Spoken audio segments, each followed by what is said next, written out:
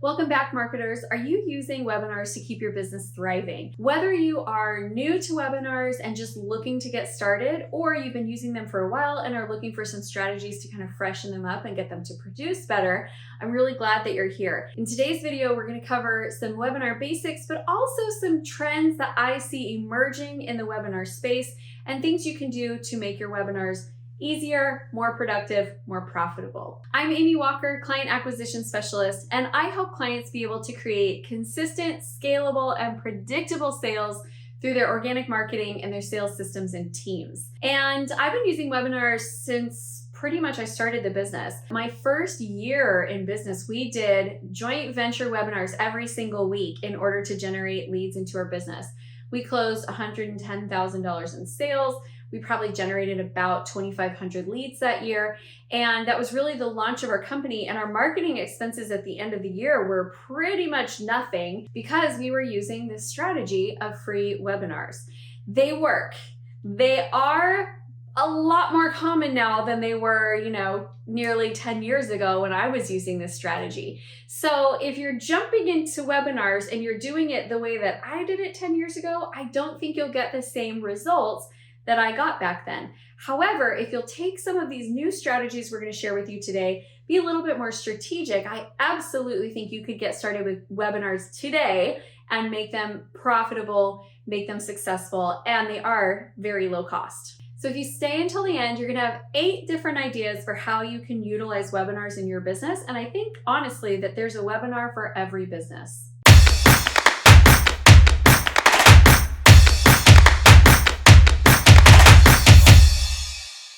So let's start with the traditional webinar. These are still working in industries where they haven't been inundated with webinars for the last few years. So this is where you basically just hold a training online, you do it in Zoom, it's usually about an hour, you advertise it beforehand, people jump in, they learn. At the end of the teaching, you have an offer, and then depending on your price point, if it's a low ticket sale, you have them sign up right then. If it's a higher ticket sale, you take them to a sales call. This process works. I mean, this is a proven strategy that we've been using for a long, long time. But in some industries, we've gotten really inundated with so many webinars that we're a little bit hesitant to show up for another webinar. And so what you see sometimes is that people are still registering for the webinars. Where we used to get half of the people would show up, now sometimes we're down to 25 to 10% of the people that register show up. So if you're looking for a higher show up ratio, you might want to adapt one of these newer ideas or principles. The next variation is going to be roundtables. So this is where you are inviting people, and it's a smaller group, to actually come and all have more of a networking conversation style around a specific topic. So you might be looking for having more 10 to 13 people register, but you're looking for a really high show up ratio. If you have 15 people register, you're wanting, 11 to 13 to show. And then it's very conversational. You're not going to have a PowerPoint. You're not going to have slides. You're going to sit down, ask everybody's questions, lead a discussion. And at the end, you're going to lead them towards a sales conversation. This does tend to work better if you have a high ticket offer. The next is a masterclass. So the masterclass is going to be more like a 90-minute to 2-hour session. It is going to be live. It is going to be engaging. It's going to border into the workshop world where you're teaching and they're actually working on implementation. You would think why would somebody want a longer webinar? Because it's interesting, that hour-long rate, it's not enough time to get anything done, but it's too long to be willing to just sit there. So by going longer, you're actually adding in implementation time, which then re-engages people, makes them feel like they can walk away having accomplished something. The other thing about the masterclass is it gets rid of those webinars that are a 60-minute long pitch, where they made all of these promises of what they were going to teach you, but then at the end of the webinar, they didn't actually teach you those things. They just told you where you could buy the information, right? Those are kind of annoying. So the masterclass gets rid of that, and people feel a little bit more confident that they're going to come and they're going to actually get some value. So the next is a full-on workshop. So these are virtual multi-day events where you're bringing people together. They are actually digging into a certain topic. They're working on things, they're collaborating, and it's like a live event, but you're doing it online. These are working really well for my business right now. We have a 2-day event that we do monthly called Acquire, and we, day one, help them build out their entire organic marketing strategy. Day 2, we build out the entire sales system and process. We talk about virtual hiring and how to get the right people to staff these positions so that when they walk away, they have this plan in hand of how they're going to grow their business. And this is where we're meeting the vast majority of our clients right now, because they come in, they build the plan, and they're like, I loved working with you guys. What else can I do? How can you help me with implementation? So that strategy is longer investment of time up front, but it's a shorter investment in sales conversion on the back end because they already know what they're going to be doing with you and they know what to expect from you. Next is an automated webinar. If you've been doing webinars for a while and you're frustrated with the low show up ratio, but you're still getting good registrations and you still are getting sales, you can automate your webinar. So you're going to basically pre-record it and it will be presented in a way that it feels live. So people can sign up and show up right away or at any time that works for them. Now, I don't personally have enough time to hold 7 different webinar slots a week, but if I automate my webinar, you could sign up pretty much any time that works for you, which makes it more convenient for the people that are wanting to join. The next is a customized video sales letter. It's not exactly a webinar, but what you're doing is you're reaching out to potential clients.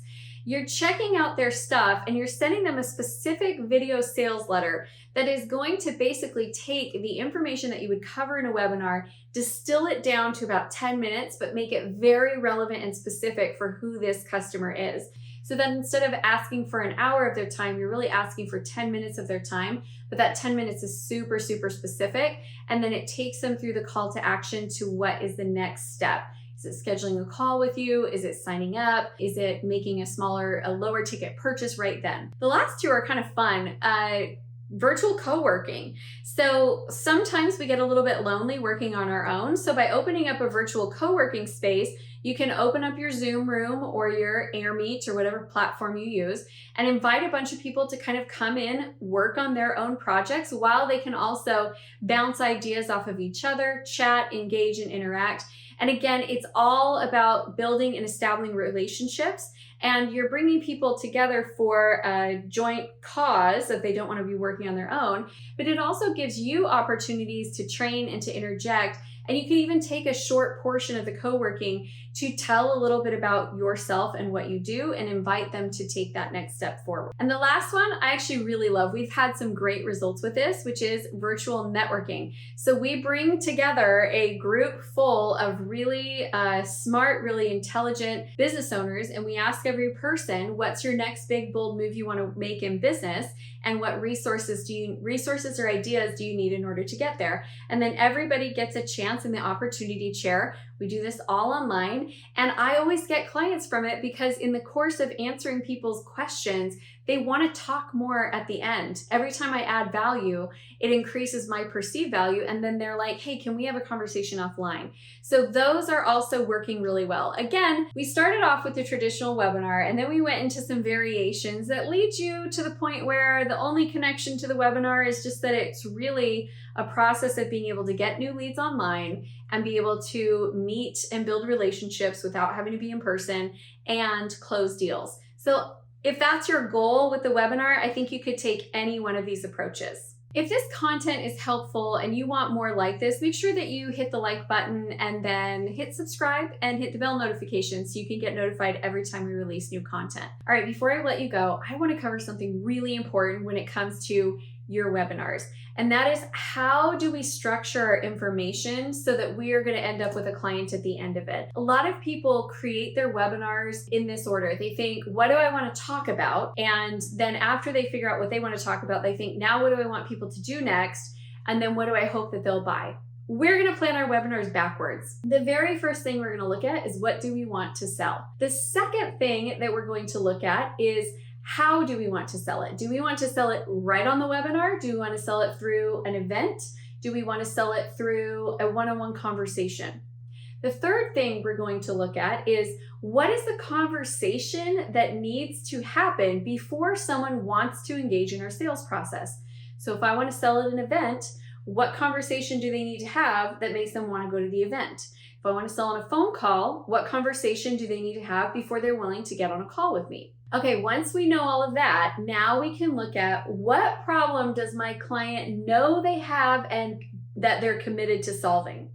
If you try to create a webinar around a problem that your clients don't know they have or they don't care to solve, you're going to really struggle to fill that webinar, but we have to pick the right topic. So what problem do they know they have and they're already committed to solving it? When you create that webinar, people will register. The next question we're going to ask is who has already gathered all of our ideal clients together? And the final question is, how can we create strategic partnerships with those people to make it easier to fill the webinar? It is a lot easier to fill a webinar if you have a joint venture partner or you are doing the webinar for a specific association or you're presenting the webinar to a company that is going to then invite all of their employees. It is a lot easier to fill your webinars if you're not trying to fill them entirely on your own. I hope this has been helpful. If you're looking to utilize webinars as a part of your marketing puzzle, I'm going to invite you to go check out my new 15-minute masterclass. It is the 5 biggest mistakes that you're making in your marketing and what to do to fix them so that you can create a comprehensive marketing plan. And again, webinars is a great piece of that puzzle, but you need to know what the whole puzzle looks like. So go check it out. It's only going to take you a couple minutes. But man, you're going to learn a lot. All right, thanks so much for being here. If you are looking to join a community of like-minded entrepreneurs, head on over to our private Facebook group, Acquire. I'd absolutely love to see you there. Thanks.